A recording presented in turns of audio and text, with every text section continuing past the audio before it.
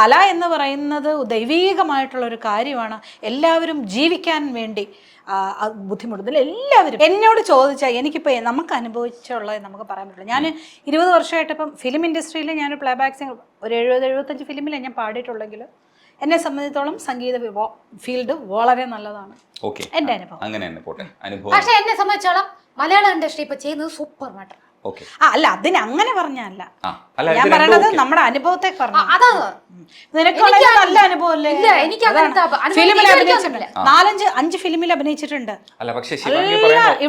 ഇവിടുത്തെ ആ ഒരു ഇത് വരുമ്പോഴത്തേക്കും വാങ്കോ അല്ല, അവരത് വേറെ. ഞാൻ ശിവകാർത്തികേയൻ ഫുള്ള് ഞാനാണ് പോയത്. നീ പറയൂ, ഞാൻ പറയാം. ഞാൻ പോയ എൻവിറോൺമെന്റ് എല്ലാമേ വന്ന് ഒരുമാതിരി ഭയങ്കര വെൽക്കമിങ് ആയിട്ടാണ് ഇവിടെ. അതായത് ഒരു കാര്യം പറയണം, ശിവകാർത്തികേയൻ്റെ ഡോണിൽ ഇവിടെ അഭിനയിച്ചുകൊണ്ടിരുന്നപ്പം ഞാൻ ചിലപ്പം എന്നിട്ട് കാരവണിൽ ഞാൻ ചിലപ്പോൾ കിടന്നുറങ്ങും. കാരണം എല്ലാം കുറെ അണ്ണന്മാർ ഇവിടെ അന്ത അണ്ണേ ഏതണ്ണൻ കുറെ അണ്ണന്മാരുണ്ട്.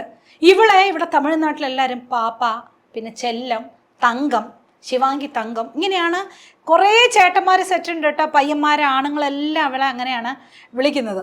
അപ്പോൾ ഇവള് നടുക്ക് കാണും. ശിവകാർത്തികേയൻ തൊട്ട് എല്ലാവരും ഫ്രീ ടൈമിലല്ല, ഇവളുടെ മോണോ ആക്ട് മിമിക്രിയും തമാശയൊക്കെയാണ് അവരെല്ലാം ചിരിച്ചുകൊണ്ടിരിക്കുന്നത്.